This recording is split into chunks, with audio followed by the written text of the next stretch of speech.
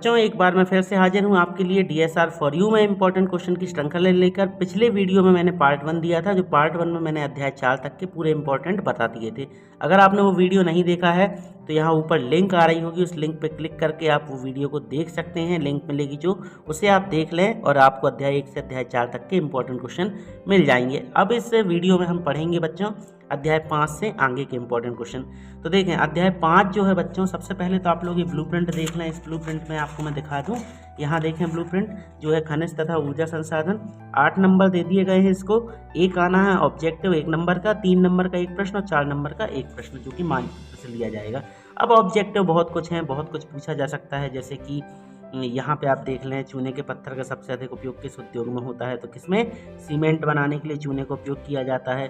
फिर जैसे कि दंत मंजन, ये वाला ऑप्शन देख रहे हैं, दंत मंजन में कौन सी धातु पाई जाती है, मतलब कौन सा तत्व मिलता है, तो टाइटेनियम का प्रयोग किया जाता है। ठीक है, अब यहाँ पे आप लोगों की बात कर लें हम सबसे पहले इंपॉर्टेंट क्वेश्चन की।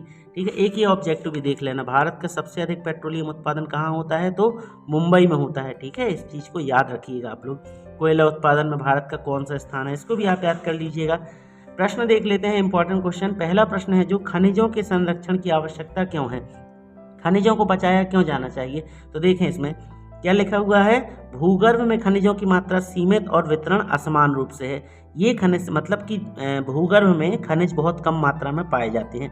ये खनिज संसाधन अनवीकरणीय संसाधन है। खनिजों की निर्माण की भूगर्भिक प्रक्रिया बहुत ही धीमी है। इन खनिज संसाधनों के निर्माण एवं सांद्रण में लाखों वर्ष लग जाते हैं।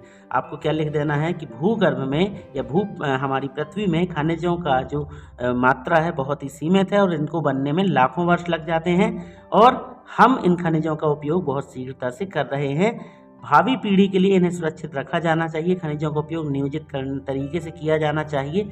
ये देखें परीक्षा अध्ययन में अच्छा दिया हुआ है, कहाँ से आप लिख देना, खनिज प्रकृति के अनुपम देन है। करोड़ों वर्षों में खनिज तैयार होते हैं, उनकी मात्रा सीमित है। खनिज पदार्थों के असंयमित दोहन से, मतलब उनको लगातार निकाले जाने से प्राकृतिक संतुलन बिगड़ा है। वहीं उसके अत्यधिक उपयोग से वातावरण में प्रदूषण भी बढ़ता जा रहा है। इसलिए खनिज पदार्थों को भावी पीढ़ियों के उपयोग हेतु संरक्षण की आवश्यकता है। ये पूरा लिख दीजिएगा, इतने में आपका उत्तर फिनिश हो जाएगा। इसके बाद हम बात कर लेते हैं, ये वाला प्रश्न है जो कौन कौन से खनिज दंत मंजन में सहायक होते हैं, मतलब जो आपका टूथपेस्ट बनता है उसमें कौन कौन से खनिज लगते हैं। तो ठीक है, देख यहाँ से आपको लिख देना, ये देखिए ये फ्लोराइड। फ्लोराइड जो एक तत्व होता है, ये क्या है, दांतों को गलने से रोकता है। फिर टाइटेनियम ऑक्साइड से दांत सफ़ेद बनाए जाते हैं। रसूटाइल, एलिमेनाइट और एनोटस नामक खनिज प्राप्त होते हैं, ये दांतों को चमक प्रदान करते हैं। इसका कारण क्या है, अभ्रक है। याद कर लीजिएगा, फ्लोराइड से क्या होते हैं, दांतों को गलने से रोकता है। टाइटेनियम ऑक्साइड क्या करता है, दांतों को सफ़ेद करता है। रसूटाइल, एलिमेनाइट और एनोटस खनिज क्या होते हैं, ये दांतों को चमक प्रदान करते हैं। ठीक है, एक गलने से बचाता है, एक सफ़ेद रखता है और एक शाइनिंग देता है दांतों को। इसका कारण क्या है, अभ्रक है। ये याद रख लीजिएगा, 3 खनिजों के नाम याद कर लीजिएगा। इसके बाद एक और प्रश्न है बच्चों, ऊर्जा के परंपरागत और गैर परंपरागत स्रोतों में हमें बताना है, जानकारी देना। ये देखिए हरा कलर है, मैंने आपको बताया था, जिनमें आपको ये डबल कलर मिल जाए तो हरे कलर का प्रतीक है हाफ ईयरली और लाल कलर है प्री बोर्ड का प्रतीक।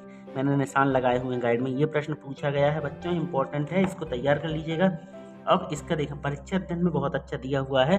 तो देखें ऊर्जा के गैर परंपरागत और परंपरागत साधन। तो देखो परंपरागत साधन जिनका हम यूज ही करते रहते, तो कोयला, पेट्रोल, परमाणु ऊर्जा, ये ऊर्जा के परंपरागत साधन है। और गैर परंपरागत साधन क्या होते हैं, सौर ऊर्जा, भूतापी ऊर्जा, ज्वारी ऊर्जा, पवन ऊर्जा, गोबर और मलमूत्र से तैयार ऊर्जा जो होती है। ठीक है, फिर जल विद्युत के अतिरिक्त इन सभी साधनों से प्रदूषण फैलता है। ये ऊर्जा के परंपरागत साधन है, इनसे क्या होता है, ये प्रदूषण फैलाते हैं। जैसे आप कोयला जलाओ, पेट्रोल का यूज़ करो, इनसे क्या होता है, प्रदूषण फैलता है। और सूर्य की गर्मी से या फिर समुद्र की लहरों से, यहाँ से प्रदूषण तो होता नहीं, तो ये क्या होते हैं, प्रदूषण मुक्त होते हैं। अगला पॉइंट लिख दीजिएगा, जल विद्युत को छोड़कर ये साधन अनापूर्ति साधनों की श्रेणी में होते हैं। 1 मिनट यहाँ से लिखना, इनका एक बार प्रयोग करने के बाद दोबारा प्रयोग करना संभव नहीं है। या फिर आपको सीधे लिख देना, ये अनवीकरणीय संसाधन हैं। और इसमें क्या लिख देना, ये नवीकरणीय संसाधन हैं। ये बन गया बच्चों तीसरा पॉइंट। ठीक है, ये अनवीकरणीय संसाधन, ये नवीकरणीय संसाधन है और इनका प्रयोग गैर परंपरागत साधनों के बाद हुआ और इसका प्रयोग बहुत पहले से हो रहा है। तो हो गए हमारे 4 पॉइंट, इनको आप देख लीजिएगा, तैयार कर लीजिएगा। बहुत अच्छे से मैंने समझा दिया, इनको याद कर लीजिएगा। ठीक है, इसके बाद बच्चों मैंगनीज के क्या उपयोग हैं, ये वाला मैंगनीज का उपयोग कर लीजिएगा। इसका उपयोग क्या होता है, 3 उपयोग कर लीजिएगा कम से कम। देखो, ब्लीचिंग पाउडर बनाने में, अच्छे से देख लें आप लोग, ब्लीचिंग पाउडर बनाने में, लौह इस्पात उद्योग में किया जाता है, कीटनाशक दवाइयाँ बनाने में और रंग रोगन या पेंट उद्योग में, रंग रोगन और पेंट उद्योग में किया जाता है। इसमें सबसे ज़्यादा मैंगनीज कहाँ मिलता है बच्चों, भारत में उड़ीसा, मध्य प्रदेश, कर्नाटक, महाराष्ट्र आदि मैंगनीज के प्रमुख उत्पादक राज्य हैं। तो इनको आप देख लीजिएगा। एक और प्रश्न है जो कि आपके लिए अच्छा है, वह प्रश्न लौह और अलौह खनिज। वे खनिज जिसमें लौह का अंश, क्या वे खनिज जिसमें लौह का अंश पाया जाता है उसे लौह खनिज कहते हैं, पहला पॉइंट।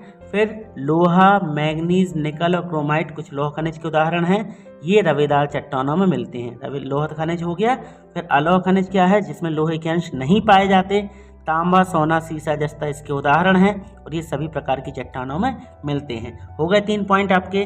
पहला पॉइंट क्या है कि वे खनिज जिसमें लोहे का अंश पाया जाता है ये रवेदार चट्टानों में मिलते हैं, उदाहरण लिख देना लोहा, मैंगनीज, निकल, क्रोमाइट। फिर आप क्या लिख देना अलोह में, वे खनिज जिसमें लोहे के अंश नहीं पाए जाते हैं ये सभी प्रकार की चट्टानों में मिलते हैं, उदाहरण लिख देना तांबा, सोना, सीसा, जस्ता आदि। हो जाएगा, मैंगनीज के उपयोग तो हो गए। अब बच्चों बारी आती है 3 नंबर के प्रश्न, यही पूछे जा सकते हैं। बारी आई बच्चों अपने 4 नंबर के प्रश्न की।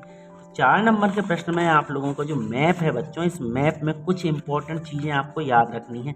सबसे पहले जैसे इस मैप को देखें आप लोग, इस मैप में आपको ये याद रखना है मुंबई कहाँ पे है। ठीक है, इसको याद कर लीजिएगा मुंबई कहाँ है। तो ये जो नक्शा मिलेगा यहाँ पे साइड में, यहाँ पे मुंबई होता है। ठीक है, ये मुंबई याद रखना।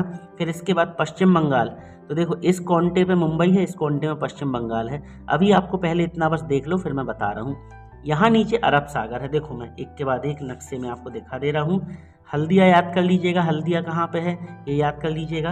अब देखें, ये देखिए यहाँ जो कुछ स्पेशल पॉइंट हैं, ये जो पूछे गए हैं पुराने प्रश्न। झारिया कहाँ पे है, तो देखें यहाँ जो पश्चिम बंगाल में, ये सुंदरवन भी पूछा गया है। सुंदरवन डेल्टा कहाँ है, बंगाल की खाड़ी के आसपास मिलता है। तो यहाँ पे आपको लिख देना है, नक्शे के इस कोने पे सुंदरवन लिख देना है, यहाँ पे झरिया लिख देना है।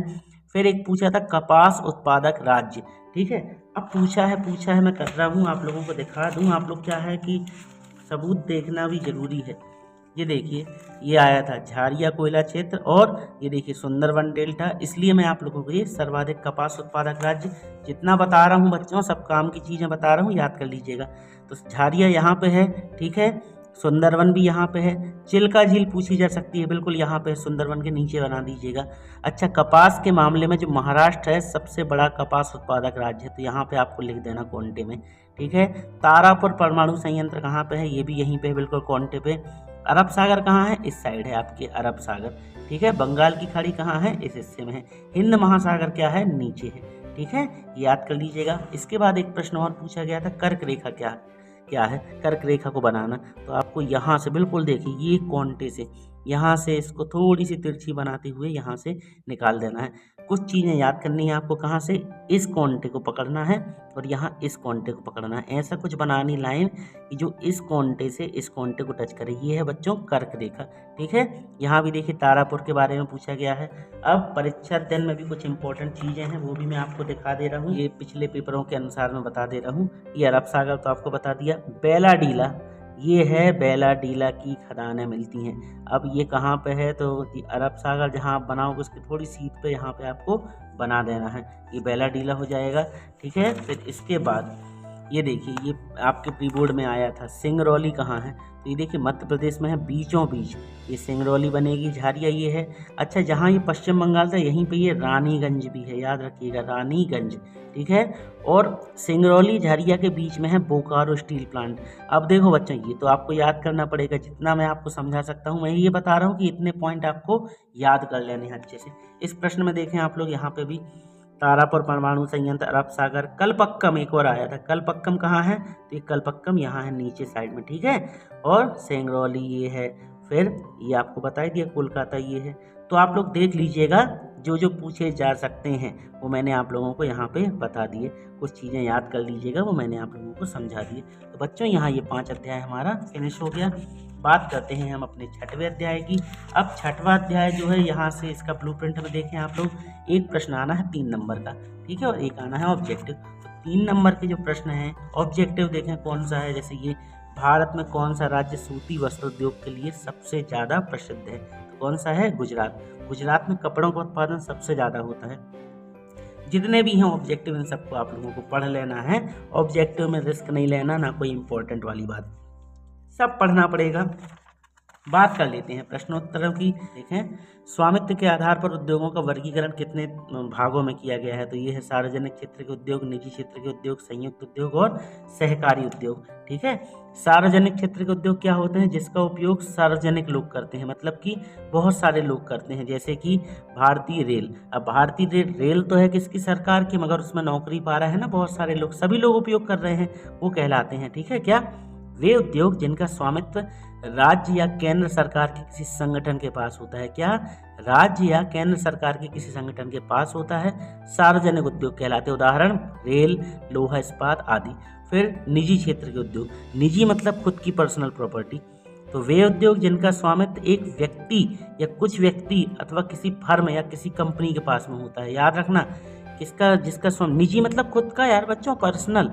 तो पर्सनल में ये याद कर लेना, निजी क्षेत्र कहलाते हैं। जैसे कि कोई भी कंपनी का नाम ले दो आप, लिख देना पार्ले जी का नाम लिख सकते हो, और मोबाइल की किसी कंपनी का नाम लिख सकते हो, ठीक है, इस तरीके से। या फ्री फायर लिख सकते हो, आप लोग बहुत फ्री फायर खेलते हो ना, तो फ्री फायर भी एक निजी क्षेत्र है, पर्सनल है उनकी कंपनी, ठीक है।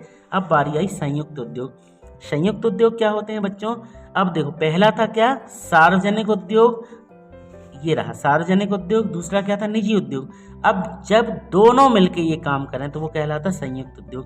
तो ऐसे उद्योग जो सरकार और निजी क्षेत्र के दोनों के मिलके चलाए जाते हैं, इन्हें संयुक्त उद्योग कहते हैं। जैसे कि ऑयल इंडिया लिमिटेड, जैसे कि अंबानी जी हैं, वो तो उनकी खुद की प्रॉपर्टी है, मगर वो अंबानी जी जो तेल निकाल रहे हैं, पेट्रोल निकाल रहे हैं, वो कहाँ है? वो सरकार की खदानों से निकाल रहे हैं, जहाँ से वो तेल निकलता है।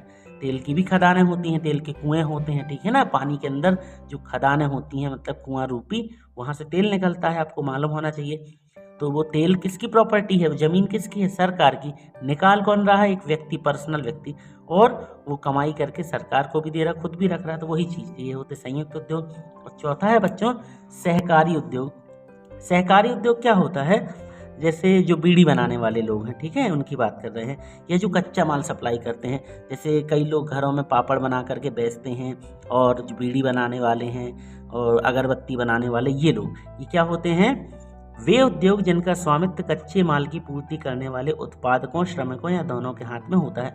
अब जो अगरबत्ती बनाने वाले क्या करते हैं? घरों में अपनी अगरबत्ती बनाते हैं, और ये ले जाके अगरबत्ती किसी बड़ी दुकान को या किसी बड़ी कंपनी के मालिक को बेच देते हैं। वो कंपनी वाला क्या करता है? अपने लोगो लगा करके मन मंदिर अगरबत्ती, पूजा पाठ अगरबत्ती, जमाने भर की अगरबत्तियों के नाम जो भी हैं, वो अपना लोगो लगा करके बेच देता है। इन्हें क्या कहते हैं? सहकारी उद्योग कहते हैं। जैसे महाराष्ट्र में चीनी उद्योग, केरल में नारियल उद्योग, गुजरात में अमूल दूध उद्योग। जैसे अमूल दूध उद्योग, दूध की जो डेयरी होती है, आपको मालूम होगा, डेयरी में क्या होता है? बहुत सारे लोग जा करके अपने घरों से दूध देते हैं, और वो दूध फिर पूरा वहाँ डेयरी में इकट्ठा होता सबका, और फिर वो टैंकर में लोड करके बड़ी बड़ी कंपनियों को भेज दिया जाता, और लोग अमूल दूध वाले या सांची दूध वाले अपना लोगो लगा करके बेचने लगते, ठीक है। तो ये देख लीजिएगा आप लोग। इसके बाद बच्चों यहाँ पे आप लोगों को एक और प्रश्न है, ये आधारभूत उद्योग क्या है? उदाहरण देकर समझाइए। आधारभूत उद्योग क्या होते हैं? देखें, वे उद्योग, देखिए आधार जिसको बेस चाहिए, वे उद्योग जिनके उत्पादन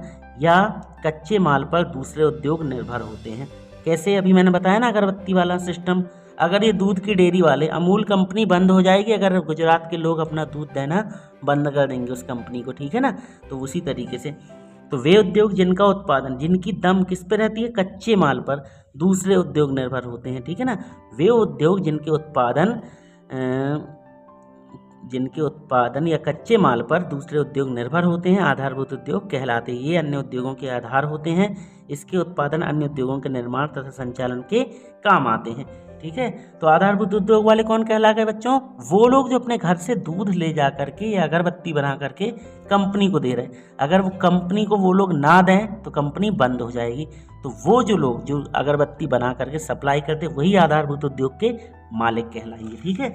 इसमें आपको देख लें, जैसे कि उदाहरण है लोहा इस्पात उद्योग, तांबा प्रगलन और एल्यूमिनियम प्रचलन उद्योग आदि, ठीक है। इस तरीके से अब उद्योगों की अवस्थिति को, अगर ये देखिए रेड पेन लगा है, देखें जिसमें ऑलरेडी निशान लगे हैं, सारे पढ़ लेने हैं।